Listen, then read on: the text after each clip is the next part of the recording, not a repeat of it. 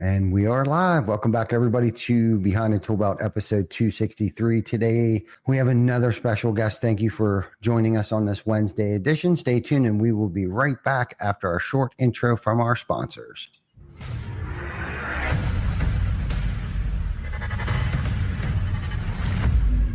GC Backer, GC Backer. Roofing, siding, windows, gutter, solar. Roofing, siding, windows, gutter, solar. GC Backer, GC Backer. Welcome to Behind the Tool Belt, where the stories are bold, the conversations are real, and the insights come to you live, raw, and uncut. Every week, host Ty Cobb Backer sits down with game changers, trailblazers, and industry leaders who aren't afraid to tell it like it is. No filters, no scripts, just the truth. Please welcome your host of Behind the Tool Belt, Ty Cobb Backer.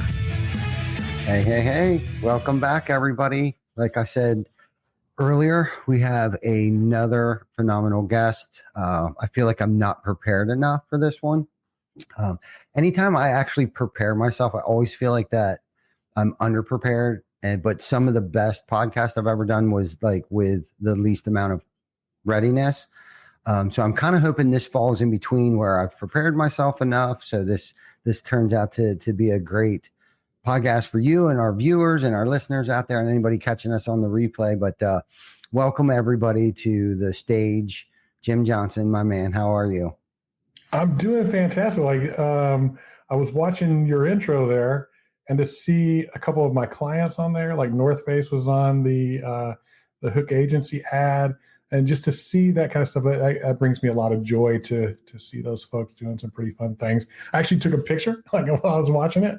Took a picture. I'm going to send it to Josh here in a minute and just say, "Hey, man, I saw you today. You're famous." Yeah, for sure. And that's what this is all about. We're having fun here. We're bringing the truth. And I did an interview the other day and somebody, was asking me like, what do I expect to get out of Behind the Tool Belt? But the first question they asked me was, it's like, how did it get started? And it was to promote one of our charitable events here locally with our construction company. And really, it was just like a Facebook Live. It wasn't even a podcast. And then it just evolved into a podcast. But I guess if I had to answer that question, like, what are we trying to do here? One, fun first and flexible, right? The three F's of it. Of course, you can add family first into that as well, too. But, just the entrepreneurship, leadership, that will directly impact you personally and hopes to make the roofing space a better place, and that's pretty much it in a nutshell. And hence why, I'm super excited to have you on the show today, Jim, because, you've been involved, you've been a pioneer of so many different things, man, and so many things that I don't even know. And another reason why I wanted you to come on the podcast, because, between Top Rep, Contractor Coach Pro, your new thing that you got coming out that I don't want to let the cat quite out of the bag yet until I actually ask you the question. A whole bunch of other things that, and the content that you put out there is so good and real that I'm actually taking something away from it. It's not about like, how big Jim can swing his hammer or, some people that are that are spewing content today it's just about how cool they are. But with you can definitely tell you're a humble guy. You're a seasoned veteran in the industry and a Titan as far as I'm concerned. And to have you on the show and have our viewers and listeners, take something away from this, like I have from all of the free content that you have online right now. It would be selfish of me not to have you on the show. So, and I'm honored to be here, really and truthfully. I've been able to watch quite a few of your episodes. You do a great job as a host. You keep it very conversational and real, which I enjoy quite a bit. You have some great guests on. You add a lot of value to our industry. And so when you asked, I was like, man, it's a no-brainer. Absolutely. Of course, I'll be on your show. Cool. And my whole job is to give value at any point at any time that I'm asked. So hopefully I accomplish some of that today and maybe we help some folks out. Yeah, no, I know you will for sure. So, I mean, most people start out with like, okay, Jim, how did this all get started or give us like your backstory? But I guess I don't want to be like the usual interview that, that I'm sure the same questions that you've asked, 100 times. But again, there's so much that I don't know about you. So I almost feel like I need to ask, kind of like what it was like, what it's like now, and how you got here. And then from there, I'll start pulling some questions out of you, if you don't mind. Sure. We'll try to keep it as Reader's Digest as we possibly can. Before our show, you and I were talking, and we were talking about some of the things that we found valuable in our lives that like propelled us forward. And you were talking about my bookcase, and I said that's about 1/4 of what I got up there. We talked about the value of reading, and I got really lucky early on to have a mother that was intense about reading. Like, it was a serious thing in our house. And if you can do nothing else, you can get a book. You can pull it up online. There's so many free resources, and just reading and gaining knowledge. But I want to caution people on the width of the knowledge they gain. If you look at my books, they tend to be either business, sales, or spiritual. There'll be those three main things. And that's really what I'm focused on in my life, figuring out what you're focused on and then getting deep so that you actually have some understanding. When you have understanding, now you truly have power. Everybody says knowledge is power. That's not. Knowledge is just facts. That's all it is. But understanding gives you some power, insight, even more power. Like, now I understand the thing. It gives me insight so I can actually make wise decisions. I can be discerning about what I do. But whenever we get really wide and we're just at the surface, I call it kind of thin ice knowledge, we don't have much depth. And so it's hard to bring value to others. And I got that early on, and I also got taught the value of personal growth, which all kind of propelled me forward with this idea that, hey, I can be in control of the amount of value I bring into me and the amount of value I push out of me. And I've had some great mentors along the way. A neighbor across the road that took a kind hand towards me, realized that I was a little bit different than the other kids around, taught me what being an entrepreneur was kind of the hard way, and ended up building a landscaping business that made me where I could go to college. And while I didn't finish college because college wasn't right for me, it gave me this understanding that, hey, I was making more money doing landscaping than I was doing in what I would be doing in college. So I went into the health club industry, kind of changed that company quite a bit. They had 3 or 4 locations. I got involved. I kind of think about things quite a bit, and got into franchising, built it up to 40 locations. I actually owned a couple of them and did quite well there.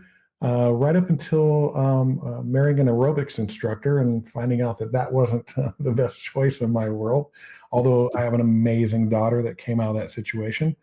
But the health club thing went to the side, met a new girl from Wisconsin, and she hated it in Texas. We moved to Wisconsin for 18 years, and I got into the contracting industry.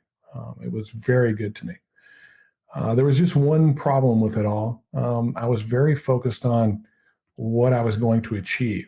Hey, I did big things. It's almost like I was trying to prove other people wrong, because I think everybody in my past said I'm going to either be dead or in prison by the time I was 21, because I was just like uber intense individual and not always the smartest guy. And so I was out to prove everybody wrong. We did. We built an amazing company doing between $20 and $30 million a year, all right up until a bookkeeper pilfered the company for about $500,000. Wow. And while we were able to survive that, somebody that I looked at as a really good friend, almost like a little brother, decided to go be her partner in a competing business. The other partner that I had that was my best friend decided he didn't want to be partners with me anymore. And I got into this place where I was blaming I'm like, couldn't they see like everything that I had done for them? Like I changed their lives. They made more money than they've ever made before in their life. They had nicer houses, nicer cars. Their kids were going to nicer schools. And I was very much like in this blame mode, like, how in the world could you be doing this to me after everything that I've given you? And I'll never forget, I was sitting on the front steps of my house, a really nice log home, Western Wisconsin, 35 acres. And if you looked at me from the outside, you would go, man, this guy's got it all. He's got everything he wants. There are sports cars and big trucks and ATVs and boats. I was actually considering like buying a plane just to say I have a plane. I didn't even have a pilot's license. And I broke down and said, like, all that stuff has dust on it and it's not bringing me any joy. And where is the joy in all of this? And not to get all spiritual and all, but, I was like, hey, God, what did I do wrong? What do I do? Where do I go? Because I was out of answers. The first time in my life where there was a problem that I didn't know the answers for. And not like I heard any words or anything like that. I know God didn't speak to Jim and say, hey, Jim, go do this. But this feeling came over me that I was selfish, that I had made everything all about me instead of all about us. And that was the root of my problem. And so from that day forward, I decided to serve or be selfless. And it changed literally in the snap of a finger. My whole persona changed so much so that when I went into work the next day and my front office, a gal named Ann, I walked in and said, hey, Ann, how can I make your job easier? What can I do to make your life better? She looked at me like I had grown horns out of my head. She was like, what in the world is going on with this guy? And it took some time. It took some time for people to actually trust that I was about them and not me. But over time, not only did it start to be a situation where people trusted me, I felt a lot better. I felt better about what I was doing. I felt more fulfilled in what I was doing. I was enjoying what I was doing more. We built up another company at that point and got back to that $20-30 million. We built a commercial organization doing $20 to $30 million and built a piece of software called Silver Lining that we had 1,500 users on. And the guys over at AccuLynx came to me and said, hey, we want to buy your company. And I became the director of sales and design for AccuLynx, along with an amazing person named Mike over there that we brought AccuLynx to the world and had a blast doing it. And so I have kind of this history of when I get behind something and I believe something is really good, I like to make a thing. Like it becomes real, whether that's the health clubs or the contracting business or software and now coaching. That's really what my MO is. And I was sitting after about 5 years with AccuLynx and kind of getting that feel again, like, hey, I'm not feeling real fulfilled. We had some disagreements and where software was headed, not anything negative, just, different beliefs. Mm-hmm. And again, a little bit of a spiritual moment. And I felt like I needed to resign. First time I've ever resigned from anything without knowing what I was going to do next. And I went and met the CEO, Rich Spanton, love that guy to death, and let him know I was resigning. He was a little surprised, shocked. If you knew the history, I was kind of the face of the company back then. And I said, I have something different to do. I don't know exactly what it is yet, but I can't do this anymore. And we put a press release together to let everybody know everything's great with AccuLynx. I just have a new path to chase. And I helped replace myself there with Michael Pinley and some other folks to make sure everything went smoothly. It was really important to me because I love that company. I love that culture that we had built. And so all that happens over about a 2-week period. I'm flying home. Press release goes out while I'm in the air. Like, I take off the ground, press release goes out. I get off the plane and, you get reception again. Mm-hmm. Back in the days when your phone wasn't working on your plane. Yep. And my phone started going off like crazy. It just started buzzing all over the place. Buzz, buzz, buzz, buzz, buzz. I'm like, what is going on? And I started listening to voicemails, and it was all these like contractors and even distributors and folks like that. Hey, we want you to come work for us. Be a general manager, run our sales, be a partner, whatever it was. Mm-hmm. The very last voicemail was from my grandmother, letting me know that my grandfather was in the hospital. And I dropped everything, didn't even go home, went straight to the hospital, which is about 3.5 hours away from where I lived at the time, and proceeded to spend the next 3 months with him as he was going through the last months of his life. And got to share with him, be present with him. He's the most like a dad that I have in the world. It taught me what good character was all about. And he asked me a great question. He said, hey, What are you going to do now? I said, I think I'm just going to golf and fish. I've done very well. I don't have to do anything. So I think I'm just going to golf and fish. Mm-hmm. And he goes, that's going to last about 2 weeks. He's like, so what do you want to be? I went, wow, I haven't been asked that question in a long time, but what I really want to be, like you're asking, I want to be a Division I basketball coach. That's what I want to be. And he goes, that sounds great, but you're 42 years old. I don't think a lot of coaches start it for. I said, well, I coached back in the day at the Division III as an assistant. I think I worked my way back in. He goes, yeah, but what's it going to take? 5, 10, 20 years to get to where you want to be as a head coach in a Division I program? I said, yeah, I get your point, but I still think I can get it done. He goes, well, tell me this. Is it the basketball or the coaching? Good question. That's what I said. That's a good question. I can't answer that one as quickly. Give me a night to sleep on that. So I came back the next day and I said, I really thought about it, and I love basketball. I do. I love the sport, but I also love baseball. I love that sport, coached that for many years as well. And but I also coached other things. I coached salespeople. I coached leaders. I coached business owners. And I coached a bunch of people throughout time. I coached youth groups, done mission trips and things like that. And I said, so it's the coaching. Like, that's the thing. And he goes, okay, what are you great at? I went, well, that's easy. I'm good at this contracting thing. I've been able to do that 3 times, do it very well all 3 times, minus the big mistakes of not paying attention to my books and trust but verify. And so I can help people avoid those kinds of mistakes and speed up the process to finding that success that they're looking for. He goes, you should probably do that. And so he was the inspiration behind Contractor Coach Pro. And I went back and I called some of the folks that had left me messages. I said, hey, I'm not coming to work for you. I'm not going to be your partner, but if you want to meet once a week and I'll help you build the thing, that's what I'm going to do. And fortunately, a couple of those people said yes. And then it was 4, then it was 8. And it was 16, it was 22, and it started to be more of a business than just, helping some folks out. Started to bring some people on, and here we are today, 10.5 years later with Contractor Coach Pro. We've helped thousands of contractors at this point take their businesses to 7, 8, and even a few 9-figure companies out there. And it's been an absolute joy to do. We really love what we do, and we're a little bit different about it. We're not a niche. Like, we're not a marketing coach. We're not a sales coach. We're not a hiring and recruiting type coach. We cover 12 aspects of the business. It's actually why I wrote that book sitting right there, Contract Print, because what I learned is there was 12 pillars of what we do, and 6 of them are foundational and 6 of those are operational. And most of us as contractors spend our time in the operational world. How do I get more leads?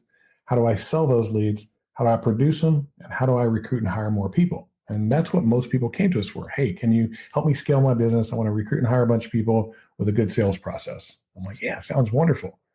What is the rest of your processes going to look like? What do job descriptions look like? What does your accountability look like? What does your finance situation look like? And really started to drive people more towards that foundational stuff. Because if you get that right, it's easy to build a big business. It's just the hard, boring work that most of us that are A-type entrepreneurs don't like to do. But if you do it, you can build a pretty amazing, long-lasting, sustainable business that you can achieve your dreams with, whether you want to grow a big one, you want to pass it on, sell it. That's our main goal, is to figure out what you really want to do in life and help you get there without sacrificing everything that's important to you, your family, your health, your mind, just all these things that we tend to believe the lies of the world that we have to sacrifice everything to get ahead. I would argue that if you aren't willing to sacrifice those things, you'll think differently. And because you think differently, you solve problems in a different way that gets you where you want to go anyway. So that was long, but it kind of gives you a good picture of how it all came together.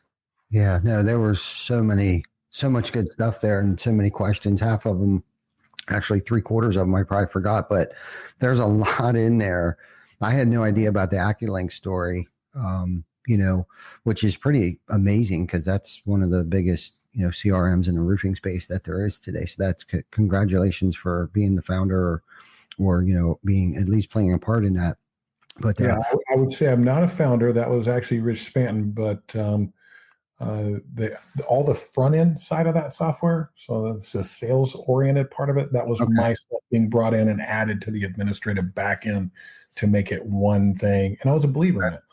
I went and promoted it pretty heavily. Okay. To get funny thing, back in like 2009, you'd go to somebody's office and say, "Hey, yeah, all that stuff you have on your server there, we want to put that on the cloud, just out there in the middle of all over the place." And they're like, "No way, man, that sounds terrible." And you look at us today, and we actually could see the future. Like everything you do is in the cloud somewhere. So Mhm. pretty cool to be a part of something like that. Yeah, it's pretty amazing. That's a heck of an accomplishment in itself. When you were talking about your journey there and you were sitting on the front porch, I thought to myself, there's a couple questions within that, and I was looking at it like almost like a spiritual journey, and you didn't even know it at the time that you were on.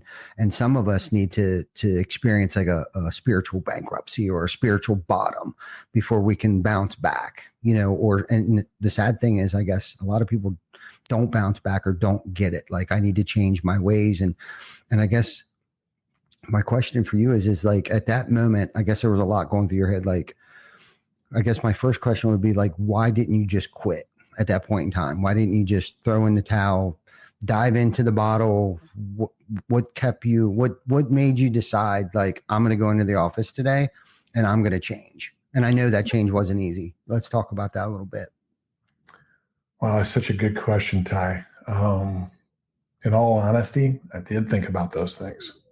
I did think about quitting and the ultimate quitting. Like, hey, man, I'm going to end this all. It's just not worth it. I didn't do what I set out to do in the way I set out to do it. I failed everybody. I had all of those whenever you get quiet and when you get alone, and I think it's a big reason why people avoid it. I think it's a big reason why people are attached to these devices, is because they're scared of being with their thoughts. Because if things aren't going the right way for you, those thoughts tend to be on the dark side. And all of that crossed my mind. But there was also something else that crossed my mind, that that wouldn't have been put on me, this feeling that I needed to serve, if I didn't have more to do and if I wasn't worth it. And I think there's so much out there in the world today where folks live in these extremes, where they're living in this place of where they don't feel like they're worth it, or they're alone, or they're depressed, or they're homeless, or all of that, right? But there's also this place over here where we're busy and there's too much, and it's anxiety and that extreme as well. And I started to realize that as time went on. But that answering your question, the reason that I went into work that next day is because I felt I was worth it and that I had value to bring to others. And it would be a disservice and really a sin to do otherwise. And so I walked into work the next day. So that's the short answer to your question. No, that's good too, because I've been in low places, over my life and my career too, and I've had those same moments where it's kind of like, I have a choice, I have a decision to make. Am I going to change my ways? And I think for a lot of people, it's so hard for them to see where they may have played a part on how things are unfolding right now before my eyes. And well, think about it. How awful of a human being must I have been for somebody that I looked at as a really good friend, a little brother almost, to go be partners with a thief? And I could actually show him, prove it to him. A thief, like, this is what exactly she did and where the money went and all of it. And he still chose to go do that instead of be in relationship with me. What that told me is I was worse than a thief. Yeah. And that's pretty hard hitting sometimes. And it's a hard thing to admit. And, I can talk about it today, but and I wish I would have talked about it sooner in my life to share with others. But I think it's embarrassment. I think it's, pride. I think ego and all that stuff kind of comes into play on that. But it's important to me today to let anybody and everybody know you're absolutely worth it. There is no doubt about that. and you can provide value to others. So if you're thinking about giving up or throwing the towel in or anything like that, we got some tools. That's some of the stuff that we've been working on to help folks out, because one of the things we found out when we were coaching, because when you're coaching, you're doing business, strategy, practical, tactical, that kind of stuff, and getting that stuff in place. And you're also building leadership skills and things like that. But what we didn't really realize is we were teaching them this way of doing all of it without sacrificing everything. And so that was the big challenge. And that's what had changed for me.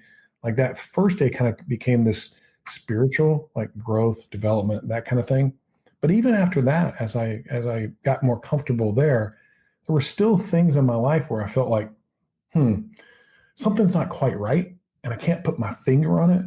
I'm going to go research and study and observe and really think about these things to kind of get them figured out, because I wanted, for me personally, to live as prosperous of a life as I possibly could.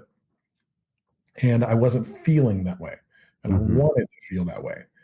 And so after about 10 years of some pretty intense study, reading a lot of books and observing a lot of folks that I felt were truly prosperous, not fake prosperous. You see a lot of fake prosperity out there. I think that word has gotten a bad rap, being prosperous, because I think a lot of people associate it with wealth and gaining of status, power, wealth, money, that kind of stuff. And that's not really what it is. If you actually look at the word itself, the root of it is an action, not a noun. It's not a thing to achieve. It's a way to be. And once I kind of clicked to what that is, then I was like, well, what does that look like on the way to be? And so that's what we've been working on.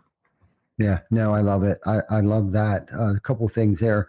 It's never too late to change, right? No matter how horrible the situation that you put yourself through, and typically it's something that you've put yourself through, at least from my experience. Change can happen. It can happen several times a day. I can choose to start over as many times as I need to, but in those moments that I think, that have happened to me where I'm thinking that it's the worst thing that has ever happened to me, usually turns out to be some of the best things that has ever happened to me, because there's a lot of change, and within that change there's growth. And a lot of times that growth is painful. And I want to talk about that with you a little bit, because even though you went to work that day and you told your assistant, like, hey, what can I do for you? And she looked at you like you had a third eyeball. Right. And of course, there's a lot of emotions that go into that too, because like you had mentioned, that takes time. There's going to be people that are doubting you. You're going to be doubting yourself. Am I doing the right thing? But how did you know, or what did you do to level yourself up? Because of course you've lived one way for so long. Okay. And I know you read a lot of books, but like, how did you know how or what to apply at the time? Like, okay, you went in there, you talked to Mary, and you said, I'm going to give you whatever you need and all this stuff. And that can go both ways too, like where you go overboard and then you become, a doormat. And I've done the same thing where it's kind of like I put myself in situations where then people start to expect, and then I get a resentment because they're expecting things. So how did you navigate all of that through, like seeking mentorships? What books were you reading? How long did it take for you to start feeling comfortable with you and that you weren't living a lie anymore? So first off, let's address the living the lie part, because I'm wired in a certain way, and I think a lot of entrepreneurs are wired in this way, that when they're in something and on something, they're all in. Like there's not any kind of like balance there. And one of the very first things I did was I started to not as diligently as I do today, but I started to read the Bible and started to understand. And I really kind of focused on Proverbs, like just the wisdom part of stuff. It's like, I'm not sure I want any of the rest of that, but hey, man, what does this wisdom thing look like? And I started to apply a lot of those things, and being who I am, a person that tends to be attracted to the extreme. You were right. I kind of went overboard, and like it was just all the time and in everybody's face all the time. And it does lead to this, take from you type of feel. And I had to learn a little bit more. So some of the people that along the way that I had originally read through the perspective or lens of how to get ahead, I went back to and I went, let me reread that again. And how do I help others get ahead? And in a way that it doesn't sacrifice me. And so what I started to discover that there was additional things. There was these 7 areas of my life that I called living prosperously. As the only real definition that I had for it, that needed my attention. And so whenever I felt off, I now had something I could put my finger on and go, it's that thing. And so that took about 10 years to get all of that kind of figured out. But folks that were like influential on me and had been for a long time before that, even I just read them through a different lens. John Maxwell, James Collins, I think those are probably the 2 most. Gino Wickman with Traction, a great book. Zig Ziglar, and going back to his stuff, his whole thing was, if I can help enough people achieve their dream, I'll achieve mine. And I didn't even click to that. I was waiting for you to say Zig Ziglar. I wondered if you followed him or not. Very much so.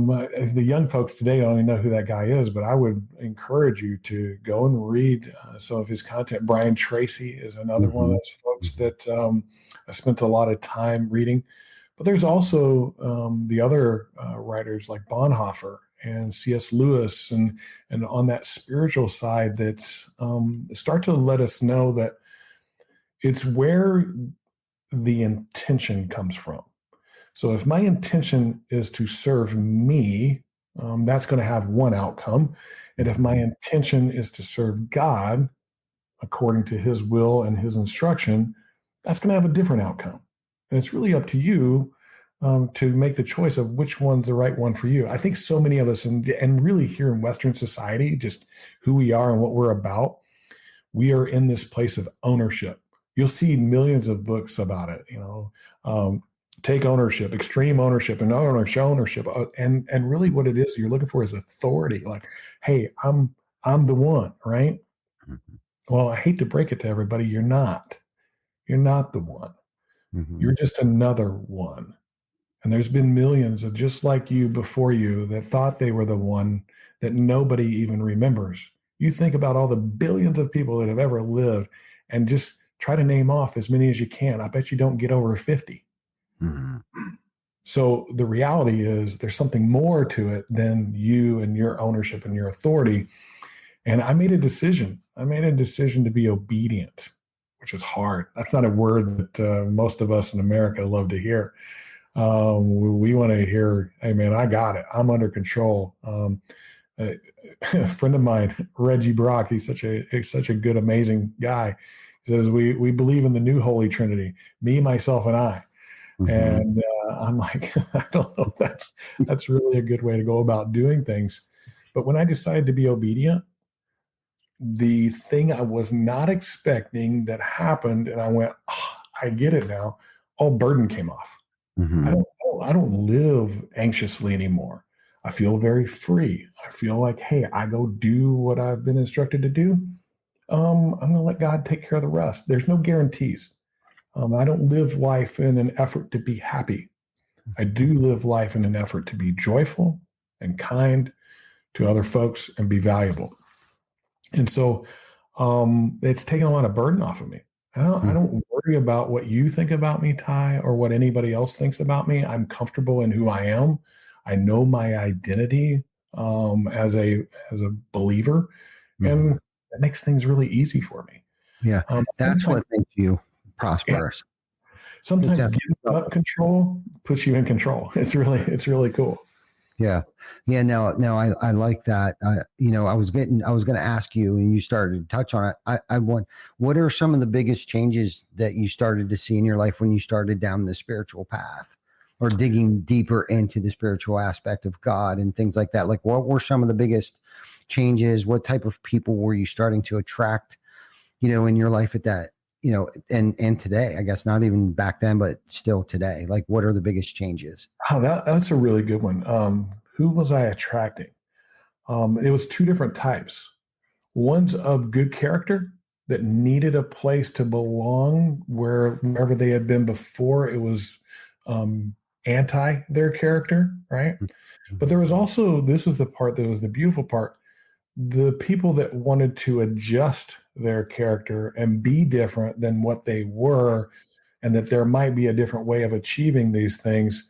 It attracted them too. And that's actually given me more joy, to let folks know that it's okay to be good to people. Now, I know we're talking a lot spiritually, and this is one of those things I really want to caution people on. A lot of times you hear the word spiritual, Bible, God, all that other stuff, and you go, that stuff's garbage. And you throw the baby out with the bathwater and don't even listen to what's going on. The things that are in that book, the people that live as believers, can be valuable. You should take that value and be grateful and thankful for it, and not discount it just because it comes from a spiritual or godly place. Funny enough, a lot of the stuff that's in the Bible, Proverbs to be specific, actually came from Assyrians and Egyptians and things like that. Like when you really study and dig into it, they didn't throw the baby out with the bathwater. They went, that's good, and that aligns with God's will. We're going to put that in our book. Maybe think about that in your life. What are you throwing out that could be valuable to you because of the paradigms that you believe, whether they be spiritual, political, sociological, all those other things? You just immediately dismiss them because they're aligned with this thing you don't agree with, when there's actually value there. And funny enough, like I'm a big Bible person, but I've also read, the Buddhist writings. I've read the Stoic writings. One of my favorite books is by Marcus Aurelius. There's still value there. Don't give up on that value. Now, you asked, like, what was I finding and what was happening? And so that kind of leads into this. We talked about it before the show, but this PH7. I've been talking about that. People have seen little glimpses of it. You're going to see a lot more of it because it's something we've been working really diligently on for the last 18 months or so. And I wish I could say it was all me. Like, it's not. I have some really good friends. My circle is really powerful, that has really helped walk through this, because originally it was just a concept. Like, hey, there's these 7 things, and I know what those things are, and I know how to address it whenever something's not right in my life. But I've had some other people help me bring clarity to it, so I could help share it with everybody else. And so this question got asked to me. I was really lucky. I mentioned John Maxwell as one of those folks that's had a pretty strong impact in my world. And I got invited to a thing that was called High Capacity Leadership. And I was like, hey, how much does this cost? I figured out some kind of sales pitch. And it wasn't. It was like they had watched me and knew who I was and said, no, we're going to pay your way. We would like you to come and be in this group of about 30 other leaders that we think are doing it right. And we just want to see what happens. And the question got asked, is there anything that you do in your life that's unique that allows you to live a balanced or a good life, like that type of thing? And we're kind of all sitting around a big old table and everything. And I'm looking both ways, and nobody's saying anything. And I kind of sheepishly raised my hand. I'm like, yeah, I kind of got a thing, this little recipe that I kind of lean on whenever I feel off in my world. And they're like, well, tell me more. And I said, well, there's these 7 things. And so they're like, okay, what are the 7 things? So I'll list them off real quick. Mind, time, body, community, work, spirit, and impact. And I'll dig into those just a little bit for the viewers so they can kind of understand what's going on. But you think about it, I started with spiritual growth. The door was open to me. I walked through that door, and the spiritual growth improved my life and made me feel more fulfilled about what I was doing. But I still felt like there were other doors that needed to be opened. And so I started to consider my life and what that looked like.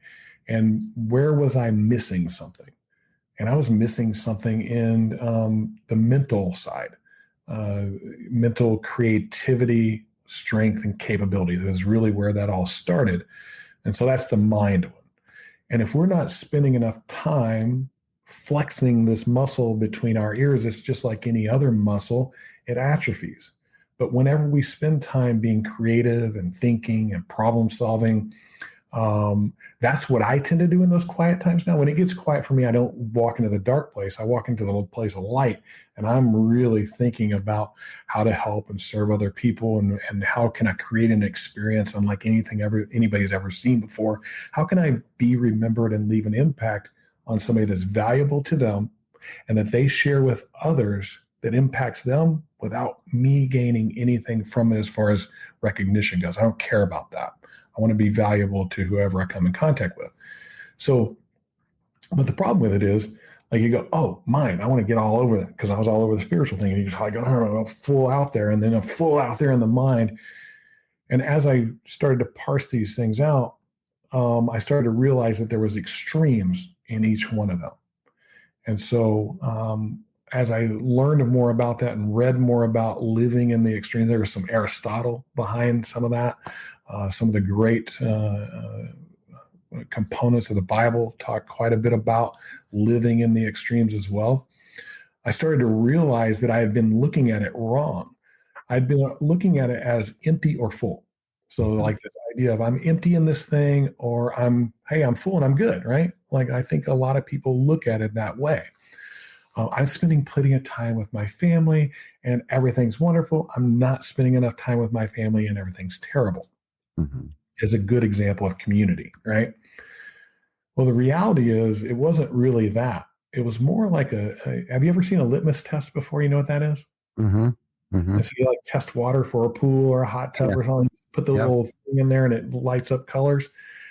It was more like that there was an extreme that was positive or an extreme that was negative, and somewhere in between was this sweet spot, this place where what I like to term it as healthy tension, not balance. I don't believe we can live in balance. That's one of my hardcore beliefs after a lot of study, is that, you got these 7 things, and sometimes one's going to be a little bit over here, and that's going to cause one of them to be over here down below, like whichever one. Wherever you're putting effort is going to require sacrifice somewhere else. What I don't want to do is I don't want to effort all the way to the extreme where I'm totally sacrificing everything else. And so when I realize that it's more like that than being in this sweet spot, I can start to know where my effort starts to go beyond healthy and into the extreme. And when we live in those extremes, that's the dangerous place.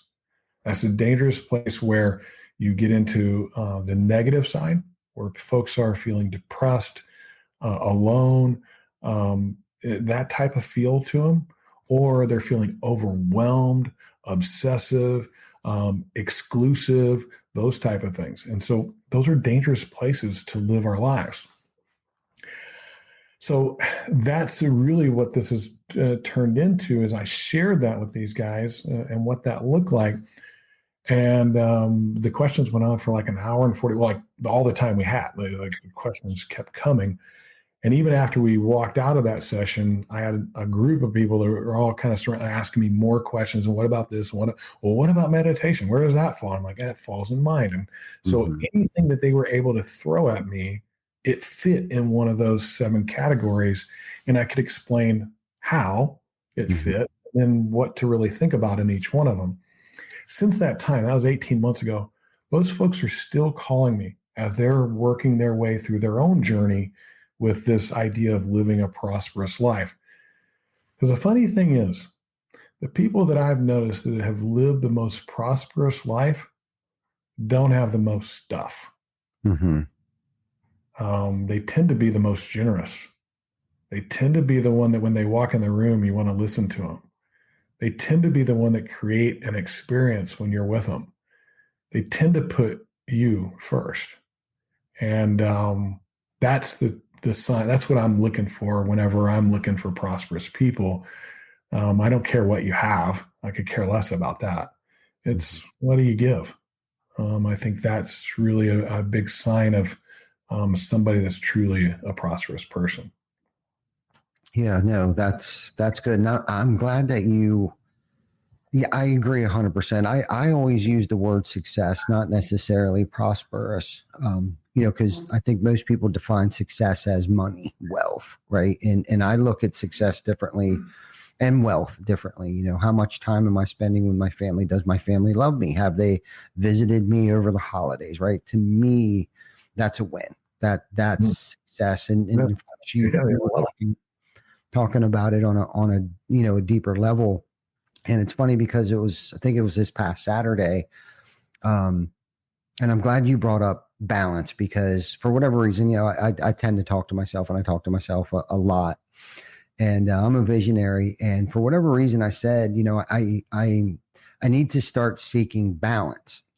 And I didn't mean it in terms of like work-life blend and I don't want anybody to take this wrong, especially if you're a newer entrepreneur, because unfortunately, I think in the early days of business, and you got to wear multiple hats, and that sometimes requires a lot of hours. And if you're more worried about making sure that you're spending, an ample enough time with your family and stuff like that, and somebody else might, for argument's sake, I don't believe in that. Like you're going to find that balance, especially early on. But what I was thinking is like having that balance because of things being out of balance, like a scale. I'm looking at it like a scale. Okay. How's my scale? And it's never going to be fully balanced. But if like you said, I loved how you said, if I'm spending so much time and piling a bunch of stuff on this side of the scale, something over here suffering, it's going to bottom out. So like I'm constantly seeking, but in my life at this time in the season that I'm in, I have a couple scales that I'm trying to juggle and balance. Okay.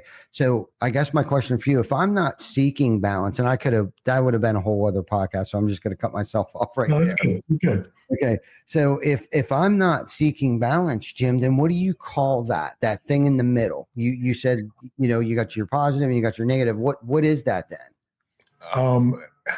So I'm going to give you two analogies because you use the scales analogy and I used to kind of think of it that way.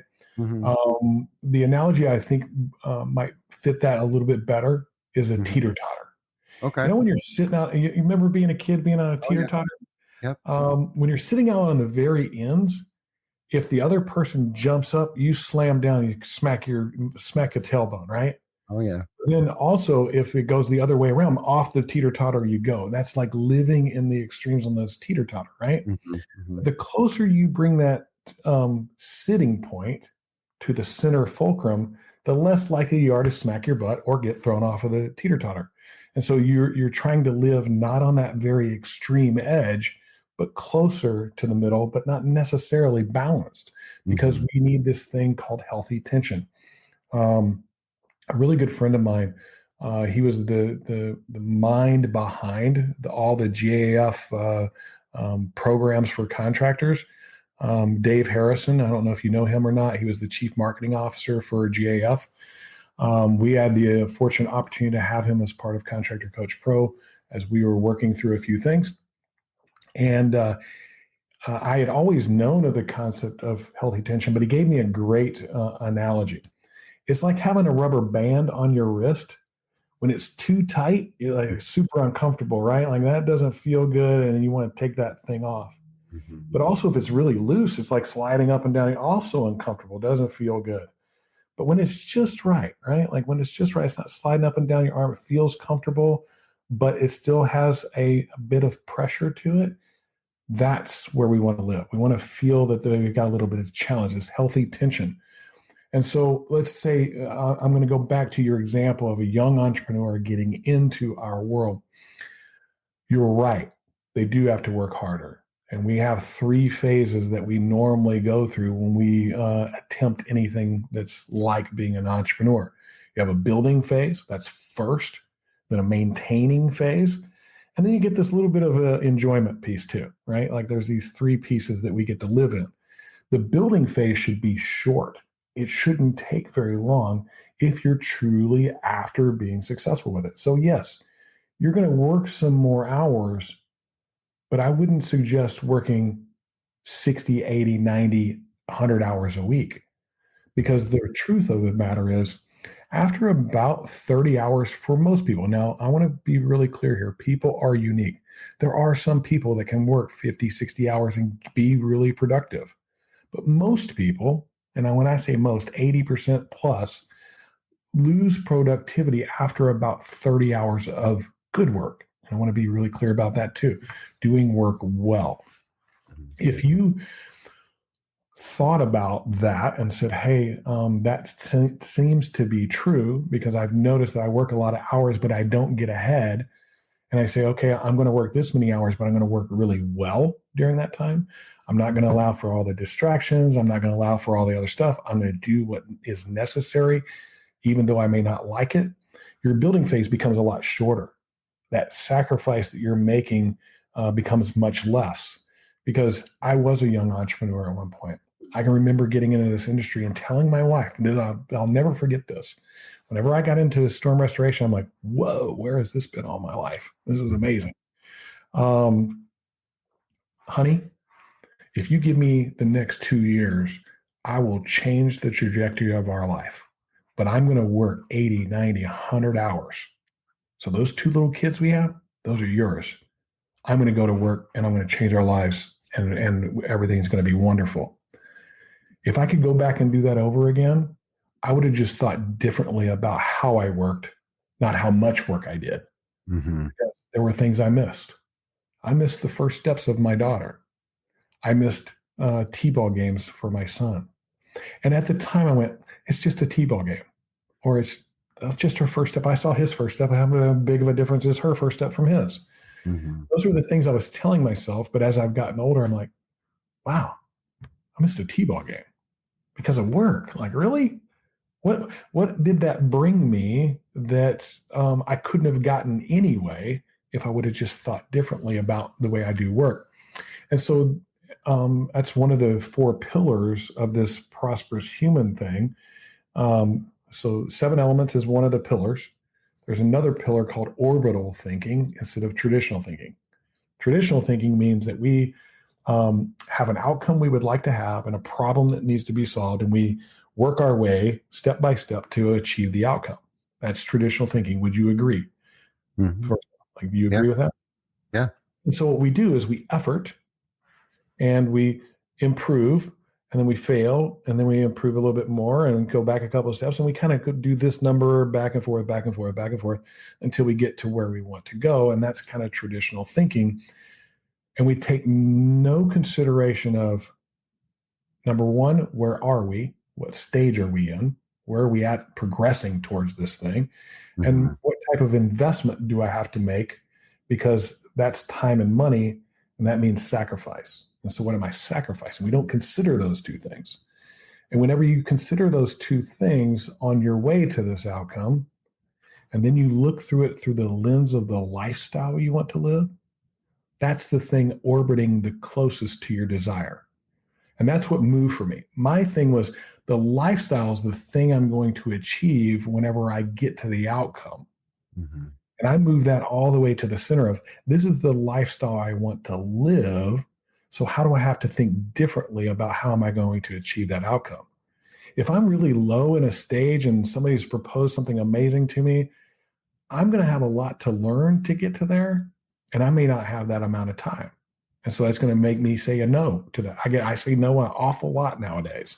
Mm-hmm. Or if the investment is immense, whether that's time or money, I'm sacrificing something that might be important to me. And I'm not willing to do that either because there's a lifestyle that I have chosen to live.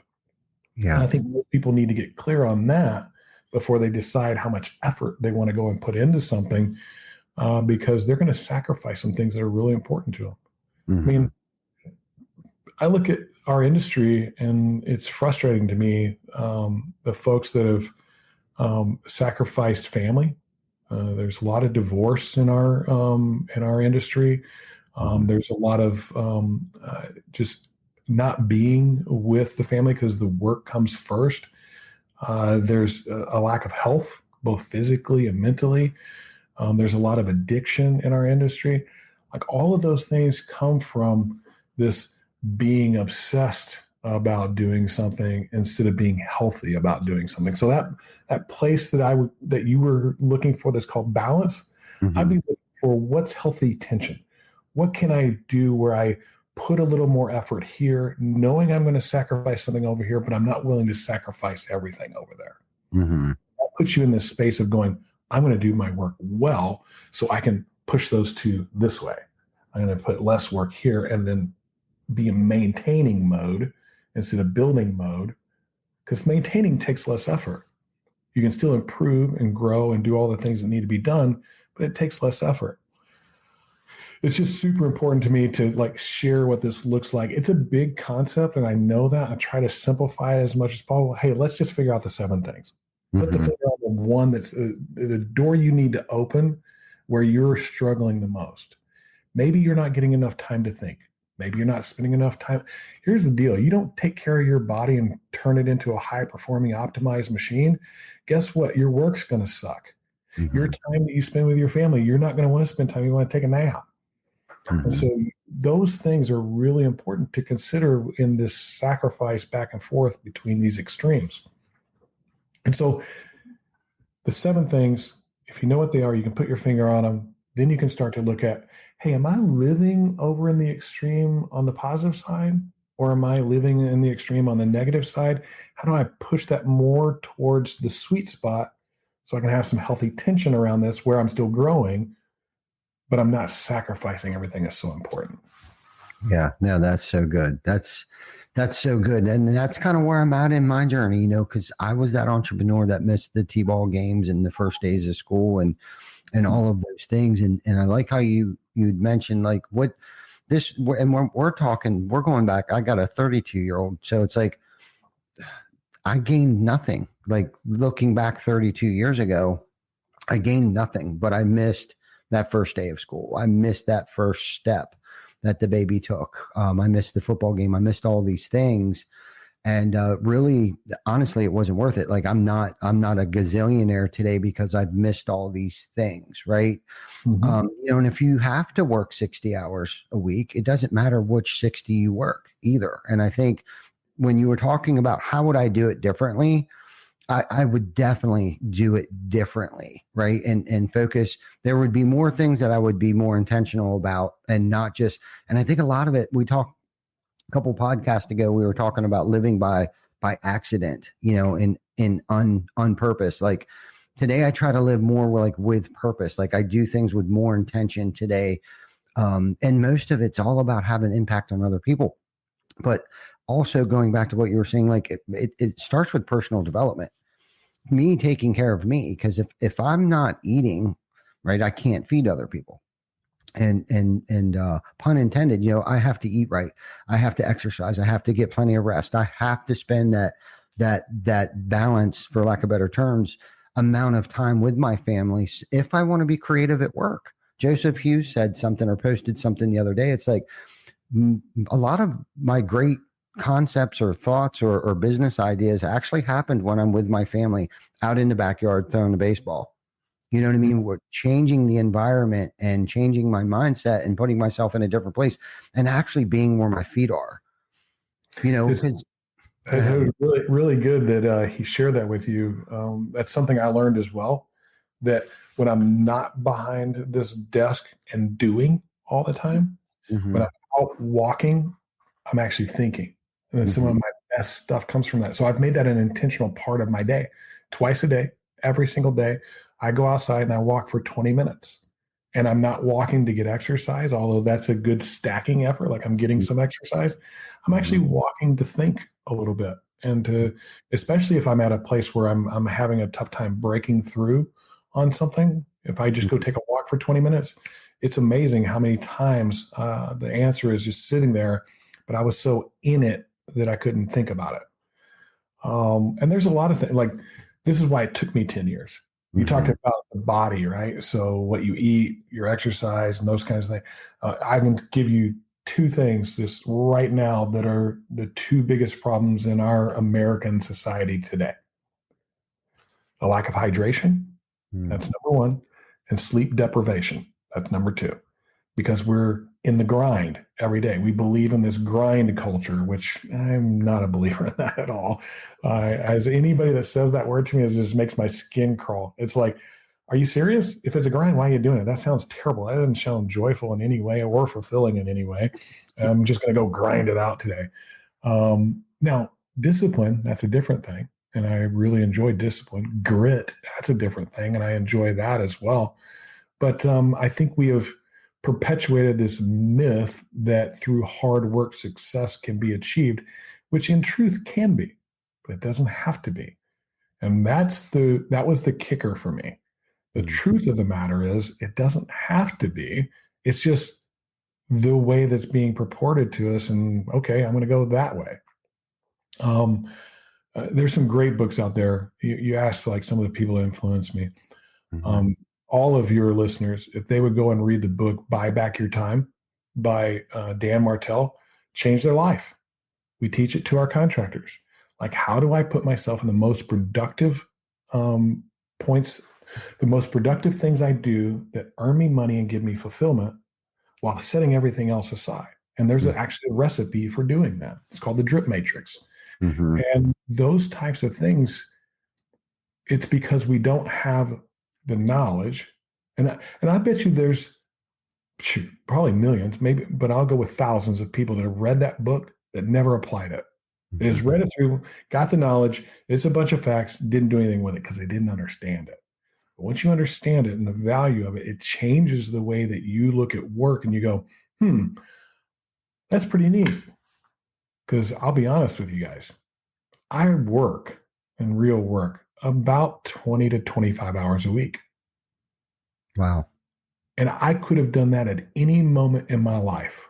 I just didn't know any better and I didn't understand it. Now that I understand it, anybody can do it. It's amazing. So it's things like that that we want to help with. It's things like that that I want to share with others and help them come to this understanding that it's not all about what we've been told to go and get. It's about something completely different. Yeah, good conversation. Good stuff that you shared with us today. We're coming up on our hour mark here. Jim, that was amazing. I mean, I feel like I definitely want to have more conversations with you because I have a lot more questions, personal questions for me that I would like to know. And I didn't even get through 75% of the questions that I actually had for you. One, I think you answered most of them. Like I didn't even have to ask you any of the questions. You were just on point and articulated, what it is that you're about, what it is that you're giving, the value that you're giving to people and the impact that you're having on many people's lives. But before we get off here, and I know you're into books and you just had mentioned Dan Martell's book, and you mentioned the Bible a couple of times, but what would be one book that you would suggest somebody read and not just read once, but like a yearly book? Like what's your yearly go-to book? It can be a personal, it could be, related to business. Wow. That's such a good question. I read books differently now than I used to. I used to be voracious. I mean, we're talking 40 to 52 books a year. My goal was to read a book a week. I don't read that way anymore. My goal is to get through one book in a quarter. And so I'm reading 4 books in a year. This was actually a great post by Reggie a few days ago. I mentioned him earlier, but he said, everybody's all about making these resolutions and stuff. And those resolutions tend to be about adding, I'm going to go work out. I'm going to go make this money and whatever it is. He's like, what do you already have? And what do you need to get rid of? And so the, what do I already have thing, I kind of did this number right here. And I'm like, man, I got a bunch of good stuff back there that I haven't read in a while. And maybe I should spend some time there. And for me, and this is actually a newer book, John Maxwell's got a good book out there right now called High Road Leadership. I don't know if you've seen that or not. Yeah, I got it. It's a great book. He actually gave it to me, signed. We literally got the first 30 copies, that group of folks. And it's an amazing book about how to lead in a way that you're focused on the people that you're leading achieving their potential, because when they achieve their potential, you can achieve yours. And doing it for the right reasons. And I think that's the big part, is just to do things for the right reasons. I tell you right now, if you're feeling lacking in any way, it's because you know, whether subconsciously or consciously, that what you're doing isn't for others, it's for you. And that is not very fulfilling in the end. So I would lean into that, dig into that, ask yourself why you're feeling that way and why you believe the things you believe. I think that's a question we don't ask ourselves nearly enough. Why do we believe what we believe? But it, like I said, it took me 10 years of pretty intense study to get this to where it is. And now another 10 years of actually living it and continuing the journey. It's not perfect by any means. It's a journey. It's going to be a lifelong thing. And there's no way I can solve it all by the time I die, whenever that may be. But I hope that it's helpful and that somebody else uses it to continue with it and make it something amazing. I hope one of these days. Yeah. Such a great answer. I have one more question for you. And I think I know the answer to this, but you had mentioned that, you read one book a quarter. Why do you do that now opposed to reading 52 a year? Because I don't just read them, I study them. And I study them in a pretty specific way. I'm looking to approach that book with questions first. So whatever I'm reading, it doesn't matter. I kind of test myself first. What do I already know? And so if I'm reading a book on leadership, what do I already know about leadership? That's a pretty extensive list. I kind of keep that one, and that's one I've been working on a lot in my life, for all my life. But if I'm reading a new book, like maybe on economics or something like that, what do I already know about economics?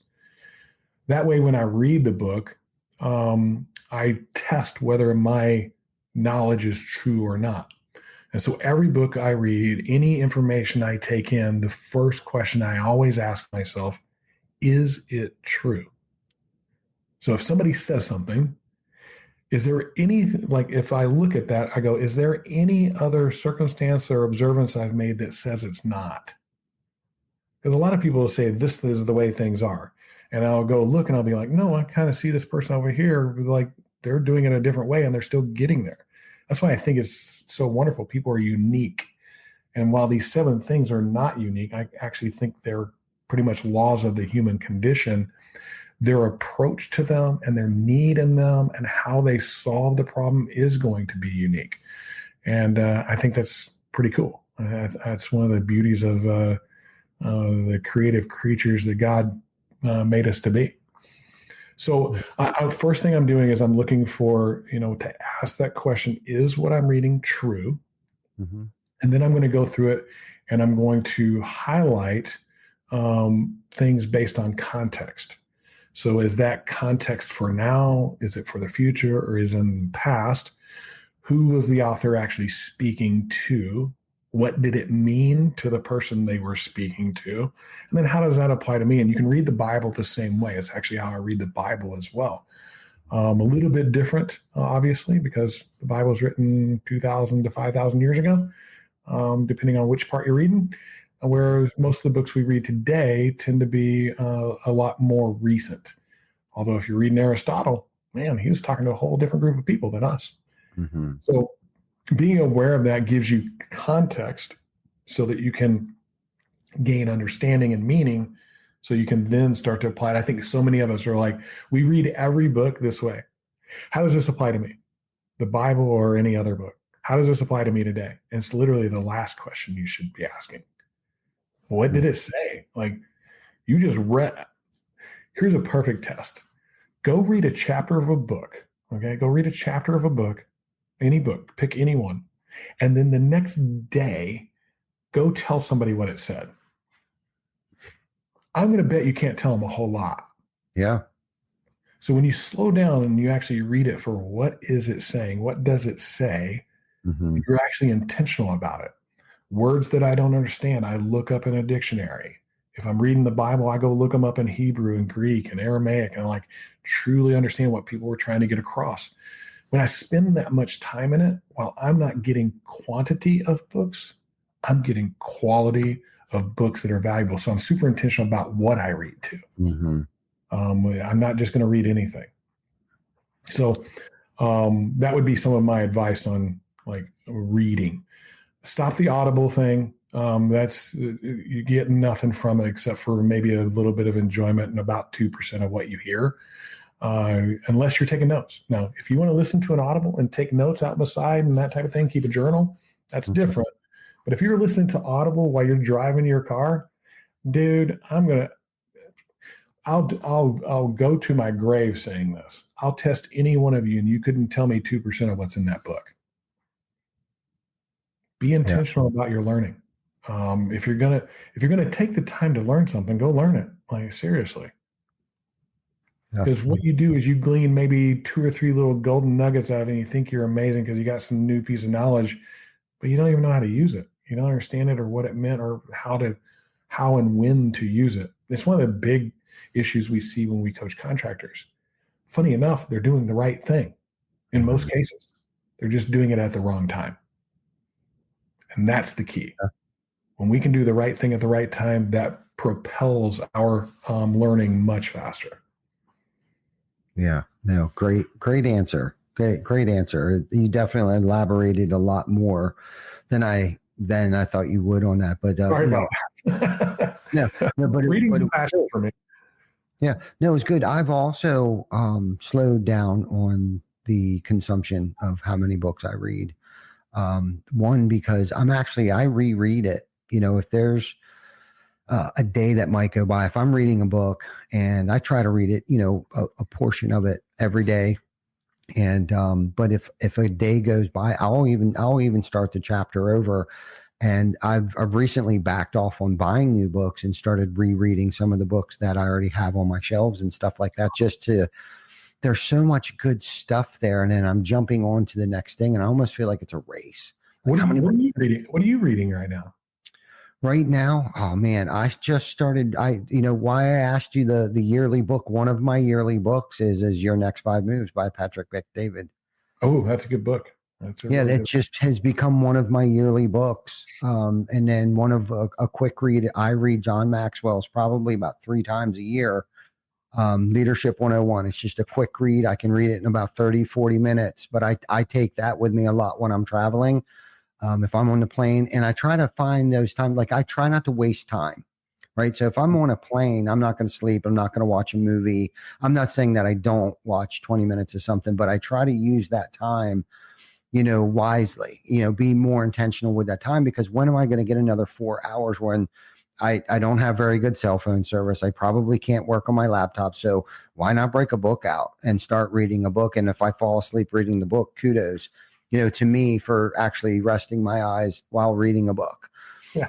So that's why I kind of wanted to get your spin on that, because I agree. It's not the amount of books, it's the quality. It's the quality of what I'm getting out of the book and the quality of the books that I'm consuming today. And I get that choice of what media I'm taking, what I'm digesting, mentally, what am I feeding myself? And where am I at? What season of my life am I in? And where do I need more education? Am I trying to educate myself, or am I just trying to learn a new skill? You made a great point there. What season of your life are you in? Because there's been some things we've talked about that I'm probably a little further along in my journey than maybe a lot of your listeners. Mm-hmm. So my advice there is like, hey, don't try to be me. Just try to take the first step. Like if it's reading 10 minutes a day, read 10 minutes a day. That's a good first step. Because here's what you'll find. You'll find that you'll start to hunger for it, especially if you're reading something that's good or valuable. And all of a sudden that 10 minutes becomes 15 and then it's 20. And so like we talked about my spiritual journey, I started reading the Bible kind of sporadically. And then it was like once a week. And then I started doing like 15-minute devotionals, something like that. And now, I've worked my way along my journey. Most every day, I'm in that Bible at least an hour. At least. I've been studying Genesis since December 1st. I'm not even through chapter 1 yet. We run a contractor fellowship group with a bunch of guys all over the country. We meet every Wednesday morning at 7:30 a.m. We just had it today. and we're studying Proverbs. We've been doing this for 18 months. Wow. We just finished chapter 11. We're going to start in chapter 12 next week. And Wow. there's 37 chapters, something like 41. And so it like gives you an idea, like, and it's been fantastic because our attendance is actually going up because we're diving deep into it and really getting some understanding behind it. And everybody's in a different place. You got some people that are way ahead. You got some people that are just starting, and those people are rising, and these people are seeing a new perspective. So it's been super valuable to be in that type of situation. That'd be another piece of advice. Find somebody else to read that really good book with and test each other. That's a great way to retain what it is that you're learning. And not like a book club, more like an intense study.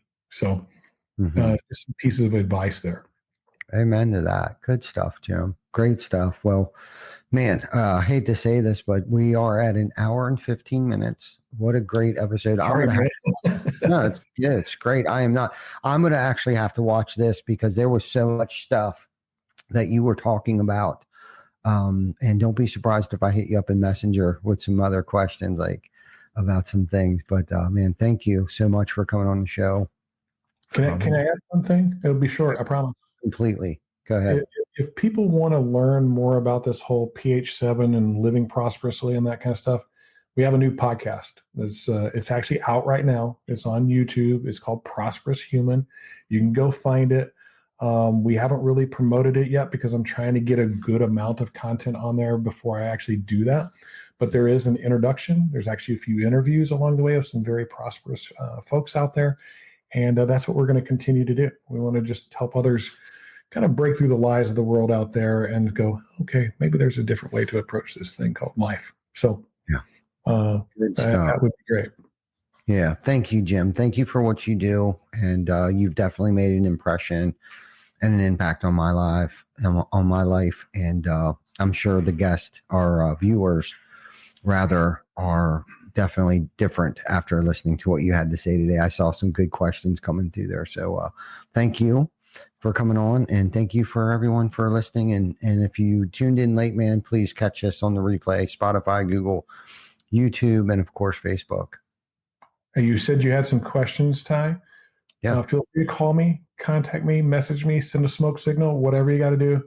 Here to help out with those questions however I can. Awesome, man. Thank you so much, Jim.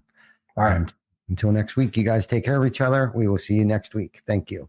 See you, everybody.